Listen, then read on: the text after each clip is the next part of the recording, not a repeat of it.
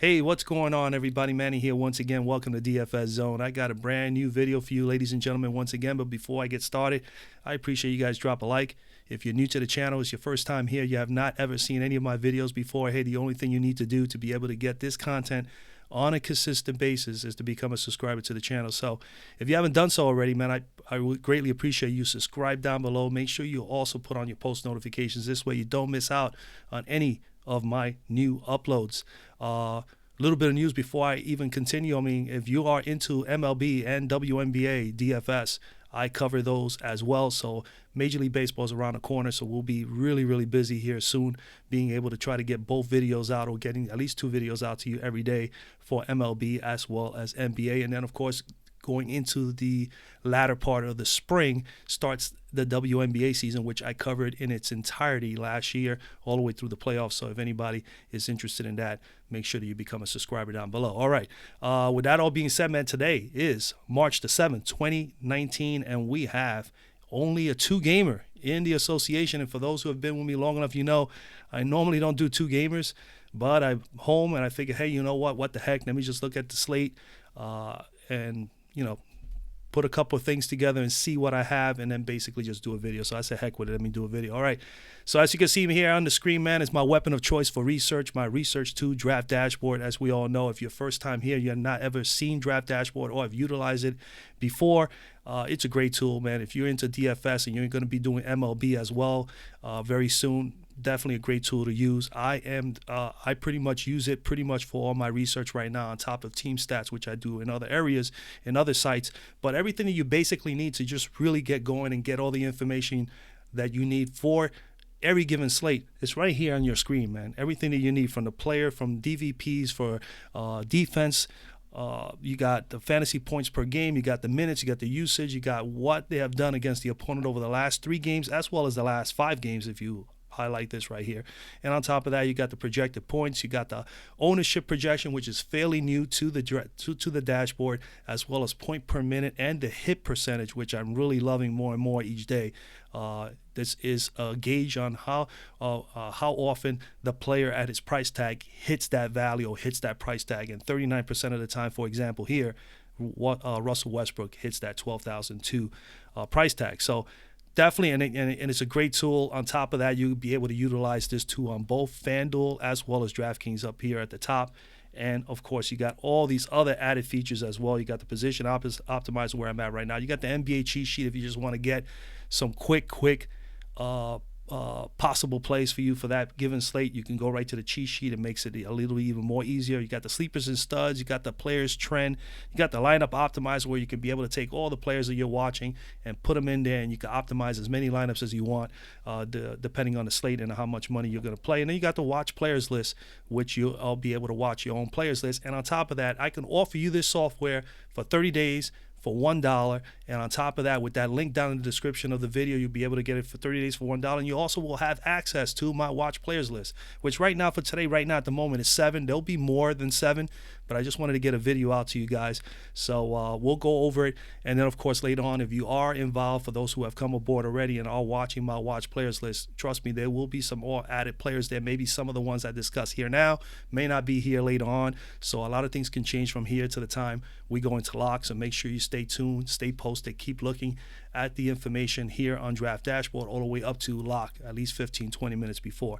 All right, let's get right into it. So at point guard today, man, at the top, obviously Russell Westbrook is that line. One thing's for sure, just to point out to everybody, 2-game slate, everybody's available. I mean, there's no doubt about it. You can play pretty much anybody you want. The difference here is you're going to know for a fact. The one thing for sure is that if you're playing either GPP or cash, which I don't advise people to play cash on a 2-game or even on a 3-gamer. I think 2, 3s, and 4s, you could definitely go GPP route. As everybody knows who has been following me already, I'm a GPP player, so I'm basically looking for the GPP plays. But other than just having that, the most important thing that you got to understand on a small slate like this, a lot of guys are going to be very popular and they're going to be highly owned. Like, for instance, Damian Lillard as well as Russell Westbrook right now, projected ownership here on Draft Dashboard, 60% for Lillard, 33%. So it's you got to make a decision. Either you're going to pay up and get the less ownership projected player, or you're going to pay for someone that you think can definitely meet value and exceed value and really crush it and still be a little bit cheaper, but it's going to be more highly owned. So that's a choice you got to make. The key here for success on a GPP on a night like today is getting your core 5 or 6, which I mentioned a couple of days ago for anybody that's new, is that when you're playing smaller slates, you should have your core 5 or 6, your top 5 or 6 plays that you feel you need to have in every one of your positions. Now, if you're playing only 1 game or 2 games in a major tournament, then obviously you should just play your top 5 and then basically maybe have your top 2 or 3 guys that you're targeting for value, and then basically put those in there and then maybe just swap maybe 1 or 2 players. But if you're playing multiple lineups, now you actually open up the doors for even a better opportunity. Your percentage of possibly hitting something and making some money are going to be a little bit better, because now if you're making 6 lineups, you can still go with those core 5, but now you're looking at those top 2 or 3 plays per position to the left, and now you can mix and match, and it's all a matter of mixing and matching the right group of players. And of course, more importantly than anything, ladies and gentlemen, on a GPP night like tonight, you got to have some lady luck on your side, So, again, you're going to have to be slightly different somewhere. You're going to have to make sure that you throw in somebody there that more than likely is a little low owned, that you project is going to be a little low owned. And with Draft Dashboard, you'll be able to at least have a gauge. That's the beauty of it, that information is here for you. You'll be able to make that decision on who you want to go with. So, on a night like today, that what I advise is have your top 5 or 6 that you really, really are locked into, that you really love tonight, that you feel that you can absolutely not put in play, and then make sure that you have those other top 3 or 4 or 5 players that you like per position, and then try to mix and match and try to figure out with a little bit more research on whom you think may be the one that just might be able to get you over the top. And that's the advice I could give anybody on a day like today. So try not to play cash. Also, another thing, there's some nights like today, I'm noticing, looking at these numbers, I kind of lean towards more playing DraftKings more than FanDuel today, and I'm basically a FanDuel player. I play on DraftKings a lot less than I do on FanDuel. I play more on FanDuel throughout the entire year, just simply because I've been involved with FanDuel longer. But DraftKings DraftKings prices for today are just absolutely really, really good in a lot of positions. So you can actually make some really nice lineups on DraftKings, and there's no problem. There's no reason whatsoever that you should feel that you have to play on FanDuel today. If you play in both platforms, I would advise you today is probably the better day to just not play FanDuel whatsoever. Knowing me personally, I will be playing on both sites, but I think I'm going to have a little bit more play on DraftKings than I am on FanDuel. And actually, as of late, the last 3 days, I've scored over 310, 315 on DraftKings 3 straight days in a row, and I've cashed 3 straight days in a row in little small tournaments. So I am feeling pretty good about how things are going for me personally on DraftKings. On FanDuel, I've been able to get 300 on 2 out of the last 3 days. I cashed a little bit yesterday. I cashed more the day before. 3 days ago, I made pretty much my money back. I've been pretty good this week with both sites. But again, there's some nights that just the numbers don't look right. And tonight is one of those days where I say, hey, if you play mostly on FanDuel, then you have no choice but to play on FanDuel. But if you play on both sites, I would say maybe tonight will be a night that you can only play 1 line or 2 on FanDuel if you feel you really have to. But other than that, play most of your games on DraftKings for tonight and pretty much fade FanDuel. That's in my opinion. That's the way I feel about it. But I will be playing a couple of lines on FanDuel because I just can't, I just want to play.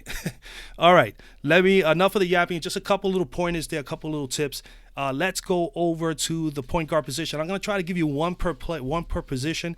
Right now, obviously for me, I definitely love Damian Lillard. There's no doubt about it. At $9,800, it's a little pricey, but he is capable of getting you 48 or better. That's what you need. At that price tag at $9,800, you need 48. But his price tag on DK is absolutely a beautiful price. $8,100, you only need 40 to meet value, folks. So he is definitely someone you must consider on DK. There's no doubt about it. He's averaging 43 points per game. All right, 43 points per game. Now, I'm going to tell you some of the reasons why I like Lillard. Not only is just his price tag is great over Russell, but I feel that he is in position to put up 50, maybe even more, and be just there just as well with Russell as far as evenly matched as far as fantasy point totals for tonight. Now, Russell at 12,002 is not a bad play. I'm not saying to avoid Russell Westbrook, but for me personally, I'd rather pay down, eat the chalk a little bit, because right now the ownership projection is saying here on Draft Dashboard that Lillard is going to be more highly owned, and it's rightfully so. 1, he's at home. 2, he plays very well at home. He is shooting 47% field goal percentage from the floor and 40% from 3 at home this year, and averaging 4 rebounds, 7 assists, 1.5 steals, 24 points per game, and 44 fantasy points per game. And on top of that, he has done very, very well against OKC. All right, he's averaging 51 fantasy points in his last 3 meetings against them. And the other thing that I also like is not only that he's at home and he's shooting so well, but this game, these teams are tied for 4th in the Western Conference. This is a game that is critical. This is a big-time game for both teams and the factors that he is home. So him being at home, him having the upside to get you possibly 60, but could get you 50 or better at that price tag. I love Damian Lillard. There's nothing not to like about it.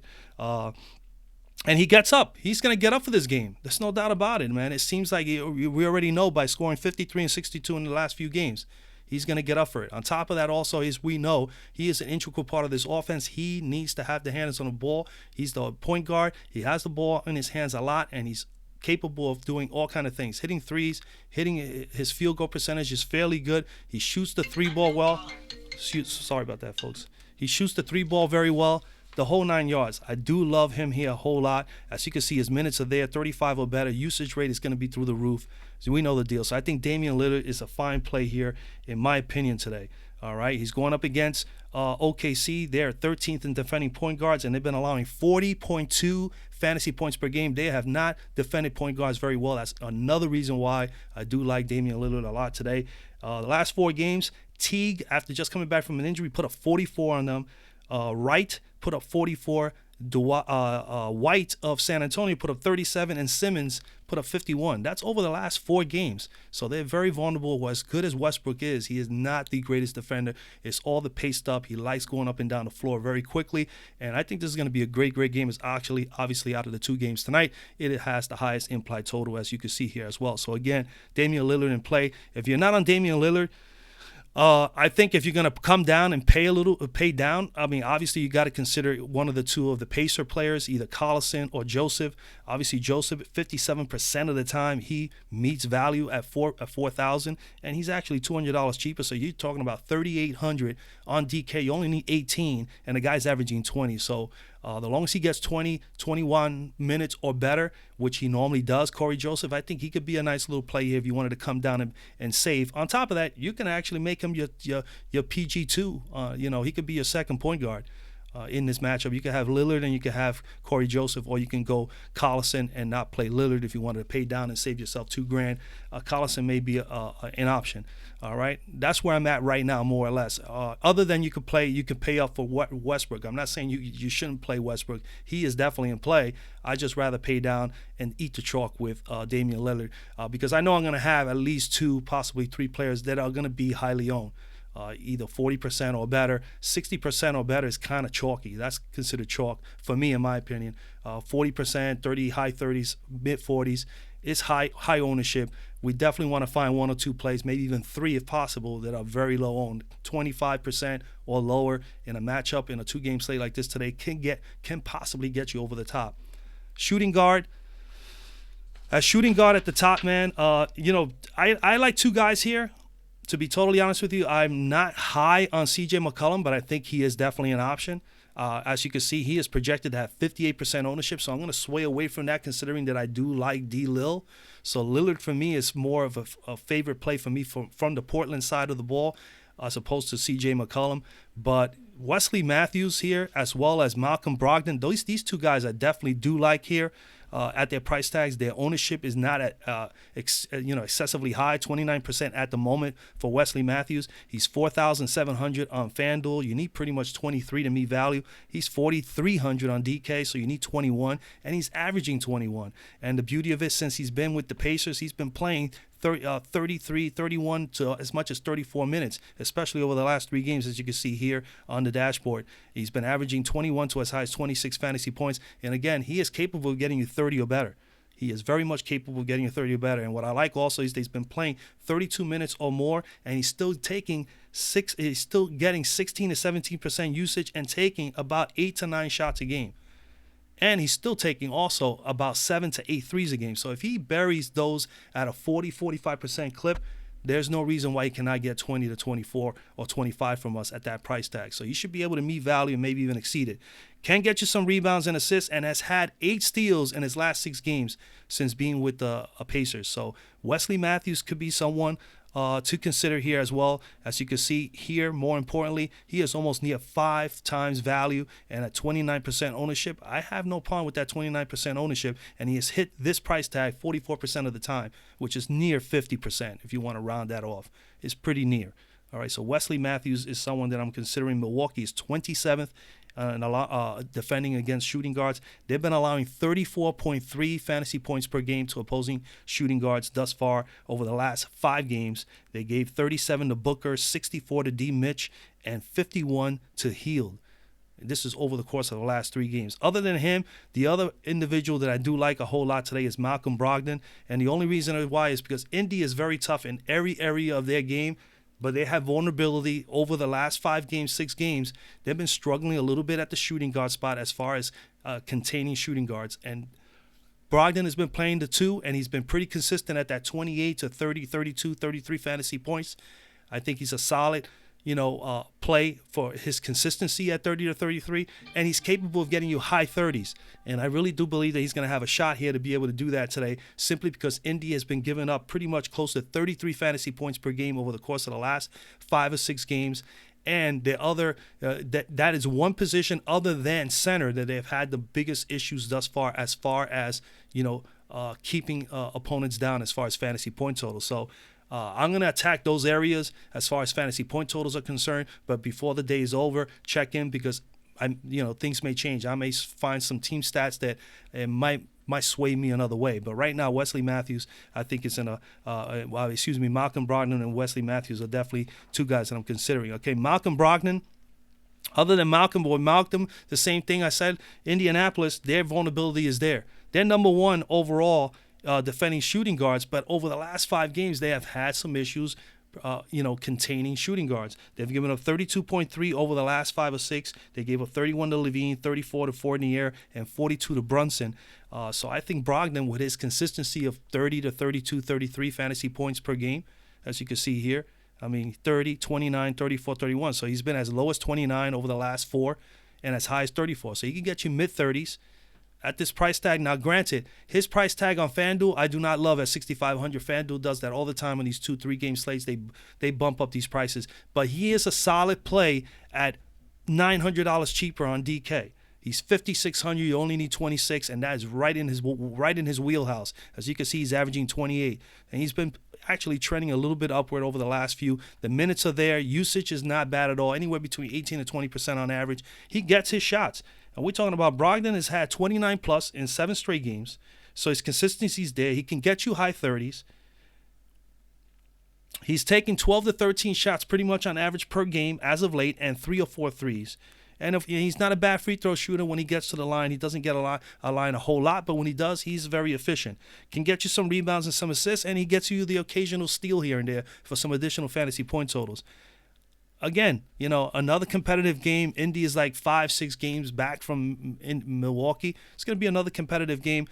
This kid plays more than enough minutes and everything. I think Malcolm Brogdon could be definitely someone to consider. And like I said before, Indy first in defending shooting guards, but they have been allowing 32.3 as of late to opposing shooting guards. So I like those 2 guys right now. As small forward, no doubt about it, Paul George for me. Giannis is in play.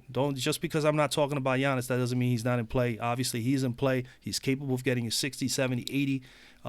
He can just, he can light it up any given night. But same thing with Paul George. I think Paul George, just knowing that he's $1,500 cheaper is just intriguing enough for me. And on top of that, knowing that this is a competitive game and he's on the road, and for the amount of shots, I'm going to go over some numbers here with you about Paul George. But Paul George, 11,000. You need 55 from him on FanDuel. On DK, absolutely love his price at 9,700. You only need 47 from him, and he is averaging 50, folks.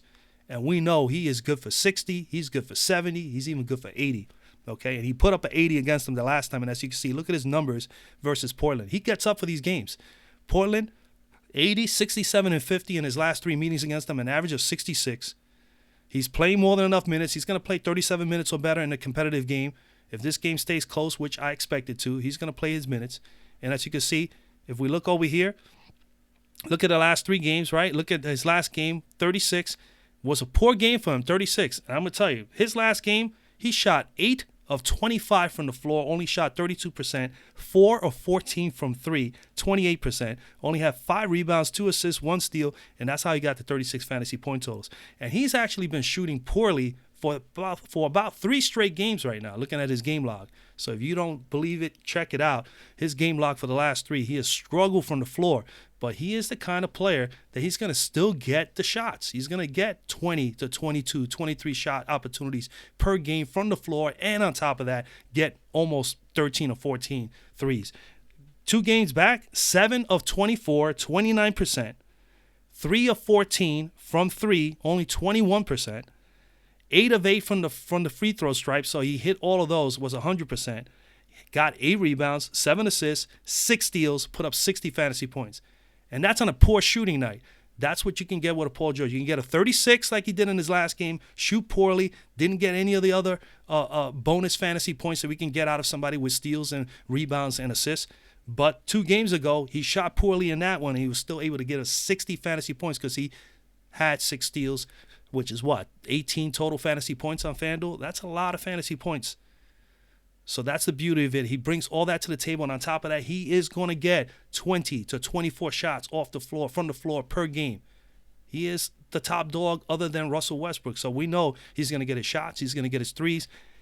He is worth taking a stab at 9,700 on DK, and he's worth paying $11,000 for a 55 spot from him on FanDuel. Plain and simple. That's just the way I look at it. You know, it's a competitive game. These teams battling for 4th in the conference. Paul George is going to come to play. It's just a matter of who's going to go off. And again, I'm going to tell you again, like I said at the beginning of the video, you need a little bit of lady luck on a night like tonight. So Paul George doesn't play well. Maybe it's Russell Westbrook. Maybe it's going to be Giannis. One of these superstars is going to have a big game. All 3 of them can have explosive games. So anything can happen. Unfortunately, you can't have them all on your roster, on your lineup. So again, I do like him. He brings a lot to the table. A lot of rebounds, a lot of assists. He's a great defender, can get you steals. You name it, Paul George can do it, all right? So PG-13 is in play for me. He's my favorite play here. He has projected ownership at 49%, and I'm okay with that 49% and taking him and just Lillard as the top guys and then just building around them. You don't want to have 4 or 5, really highly owned players. And right now you got to have to at least use the ownership projections here on Draft Dashboard and that hit percentage and try to build some lineups. But again, Paul George is definitely someone in play. Portland is 26th defending small forwards and allowing 27.4 fantasy points per game. The last top tier small forward, and again, as we all know, and if you've been here long enough, I said it before, the small forward position in the NBA is there's the one division that has the fewest top tier, stud small forwards in the league, all right? So the last guy that they faced was Kawhi Leonard 3 games ago, and he put up a 56. Before that, 9 games back, they faced Durant. He put up 49. And then 10 games back, George put up 80 on them. So they have their troubles with the top superstars. So the long as Paul George buries the shots. Now just imagine Paul George taking 24 shots and hitting 45%. He's going to get an 80 spot again. So if he's going to be that efficient, he's going to take that many shots from 3 and that many shots from the floor. Man, if he buries 40 to 45% from both 3 and from the floor and still go out there and get some rebounds, assists, and some steals, he's going to light it up for 70 or better today. So Paul George definitely in play. All right, guys. Other than that, there's a couple of guys you can, consider here for your second forward spot. I mean, me personally, you got to watch out for guys like Harkless. I think Harkless at 6, he's actually $1,800 cheaper. He's only $4,200 on DK. He's a must for the amount of minutes he's playing. He's been averaging 30. In the last few games, he's been at 31 minutes, 26 minutes. So it's 26 to as much as 31 over the last few games. He's trending upward in minutes. Then he's getting, look at the fantasy point totals, 26 to as high as 37 over the last 3. For $6,000, I'm okay with it. He could get you 30, but I don't know if I'm going to be loving that FanDuel. Like I said before, this is one of the reasons why I'm targeting more to play most of my lineups on DK today. That price tag, $1,800 on DK at $4,200 for Harkless is cheap. For the amount of minutes he's playing and the usage he's getting at the moment, which as you can see, his usage is up from 14%, from 15 as high as 21% over the last 3. And his ownership projection is at 30% right now, which is fine. Now, granted, at the $6,000 price tag, he's only hitting that 20% of the time. And I'm okay with that because I'm not gauging him here on FanDuel. I'm thinking he is definitely someone you got to consider on DK. Other than that, a very sneaky play with a good price here on FanDuel as well as DK. Rodney Hood, 19 minutes to as much as 24. He's getting more than enough minutes for that price tag. He's $700 cheaper on DK. So you're looking at $3,300 for Rodney Hood. They brought him on this team for these exact games right here, these competitive games late in the year for the playoffs. Rodney Hood is going to get 20 minutes. He's going to get 20 or better. And if he go out there and he gets at least near 1 fantasy point per minute, he'll be able to smash that $3,300 price tag on DK. And as well as that $4,000 that you only need 20 on FanDuel. So I like him on both. I think he is someone, and look at his ownership projection right now at 6%. That's what we're looking for, folks. That's one guy that you got to consider. And 51% of the time, he smashes that $4,000 price tag. Okay, so he's someone to consider, and you got to always consider Jake Layman. You know, he comes off the bench. But this guy, since Rodney Hood has come here, Layman has taken a little bit of a backseat as far as minutes. Rodney Hood gets more of the minutes and gets more of the reps. And don't forget about Merichik here. $5,500, only $700 cheaper. I mean, he's someone to consider as well. 64% of the time, he smashes that $5,500 price tag.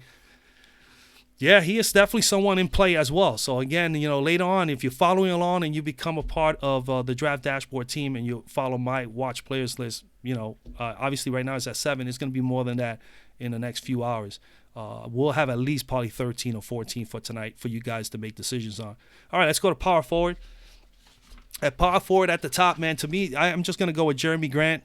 I mean, he just gets more than enough minutes. You can easily go with Thaddeus Young. There's no doubt about it. Thaddeus Young is in play. I like paying $1,000 cheaper for Grant and paying $500 cheaper also at $5,100 on DK. At $5,600, you only need 26, 27 to meet value. And on DK, at 51, you only need 25. And he's right there. The price tag is just right. He's averaging 27, and as of late, he did have a 30 spot 2 games ago. We look here. He did have 30, 33, and 38, so he's put up a 30-plus in 3 out of his last 5 games.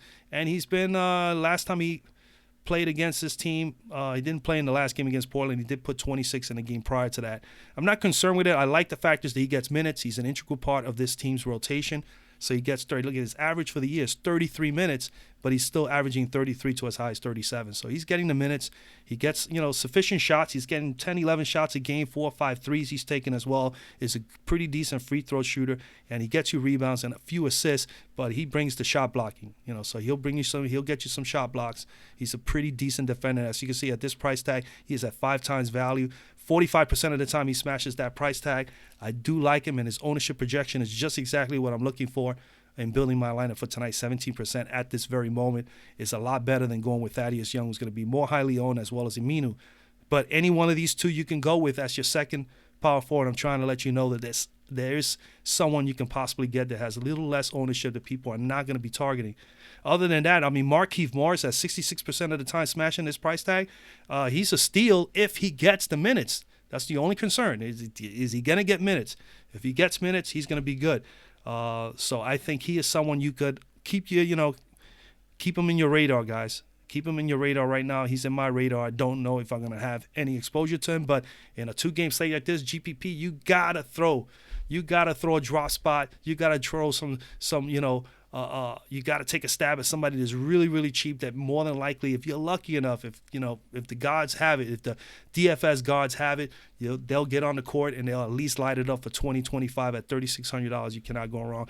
Markieff Morris, that's a good price for him if he could get 20 minutes or better.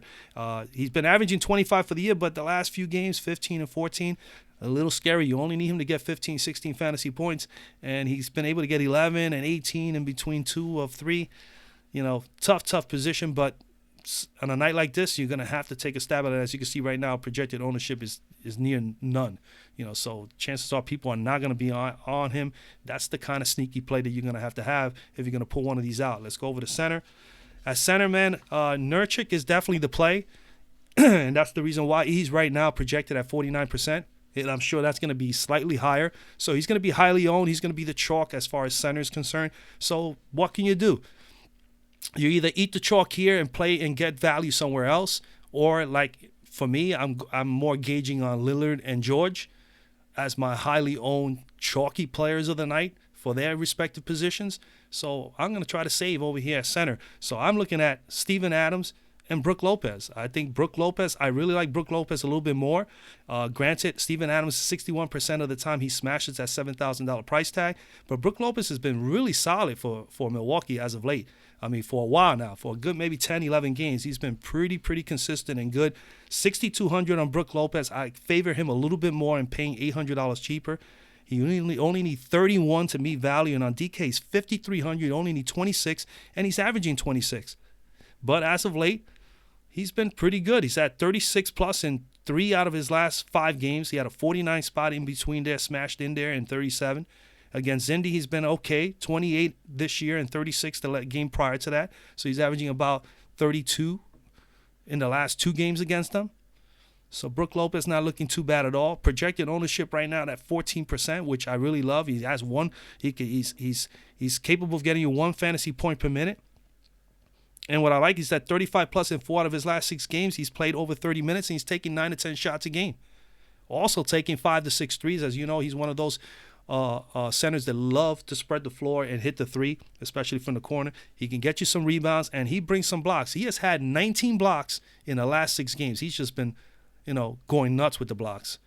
And the longest he comes out and he's able to do that for me, I love it because I don't want him to get, 5, 6, 7 points from the floor, 10 points from the floor. He could bury me a couple of threes and he can get some rebounds and go out there and block some shots and do all that dirty work. The shot blocks on FanDuel really adds up really quickly.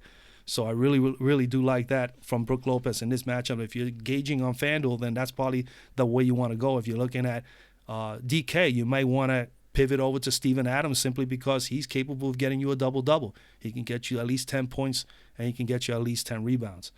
So Steven Adams. So again, back to Brook Lopez against Indy, 7th in defending centers, but this is their most vulnerable area right now, allowing nearly 40 fantasy points per game over the last 5 games, 39.8 to be precise. I round that off to 40, and if you look at their game log on fantasy point totals, they gave Robin Lopez 41 in their last game, Vucevic 50 the game before that, and 3 games back, Karl Anthony Towns put up 64. That's all in the last 3 games. So don't expect Brook Lopez. Brook Lopez is capable of doing just probably even more damage than his brother Robin. And I don't see him in the same vicinity as Vucevic or Towns. But if he can get me 35, 40 here, I'll be happy at that 6,200 price tag. And he is $900 cheaper. $900 cheaper on DK. You can't, he's got to be someone that you got to at least have in your radar. So other than Brook Lopez, like I said, Steven Adams is my other guy. 7,000, you need 35. On DK, he's only 5,900, folks. Definitely a good price for him on there as well. At 5,900, you only need 29. He's averaging 34. So he's actually priced just absolutely right between FanDuel and DraftKings. But that DraftKings price just automatically just draws you to it. So, I mean, we only need him. We don't need him to have a big game. Just get us 35, get close to 40, and we'll be more than happy on DK for that price tag of 5,900. So he's at 38 plus in 3 straight games. He's playing 32 plus minutes or better. As you can see, his minutes are there. The points are there, 38, 44, and 40 over the last 3 games. So he's been on fire. The usage rate is still at about 17. It's been as high as 20 and 26 over the course of the last 3. And, numbers are not that great against Portland. He did have 36 and 34, obviously dropping to that 17 in his last matchup. Definitely has hurt his average. But again, I only need him to get me a certain amount of points, and I think he's capable of doing it. He's got capability of getting you 1 fantasy point per minute. I love the factors that he's been able to crush this price tag 61% of the time, and I also like the factors that his ownership is right now projected at about 19%. And I like that number better than 49, and I like that number just as well as I like Brook Lopez at 14. And even Cantor has a higher projected ownership. And he could be a sneaky play, Cantor, here, because we know Nurkic is capable of getting into foul trouble. But he's been pretty good thus far this year, but he's capable of it. So Cantor will see some time. I just don't know if it's enough. And again, Cantor was on my Knicks team, and we know how good Cantor can be. He can get really hot, can put up some serious numbers really fast. So he can be someone you can gravitate to at 76%. Crushing this number, which is pretty cheap for Cantor, but we don't know exactly how many minutes he's going to get. As you can see, he did get 17 and 18 in the last 2 games. I don't think that's enough. I think he can get 20 to 25 fantasy points if he gets those minutes. I don't think he can get any more than that. He needs to be over 20 minutes for you to get a chance at getting maybe 35, 40 from him because he's capable of it. And that's pretty much where I'm at right now, ladies and gentlemen. So again, Drop a like on the video, man. Again, I mean, if you haven't subscribed to the channel, please do so down below. We got MLB coming up very soon. We got WNBA right after. And then, of course, towards the end of the year, NFL, the whole 9 yards all over again. So, I mean, again, I appreciate all of you, man. I wish you guys a lot of luck. Again, if you are interested in Draft Dashboard, 30 days, $1. You'll be able to also get my watch players list when you subscribe with the link down below. If you have an issue with the link, just let me know in the comment section of the video. And I'll go and I'll shoot an email over to Chris at Draft Dashboard, and we'll get it straightened out right away. We've had that happen a few times over the last week or so, but we've been able to straighten those things out. So if you have an issue, just let me know, and we'll get that straightened out. And that way you can watch the watch players list. Like, again, the watch players list is only 7 players right now. It's going to be more than that by the end of the day. But that's pretty much it, man. I wish you guys a lot of luck, and I'll see you guys tomorrow.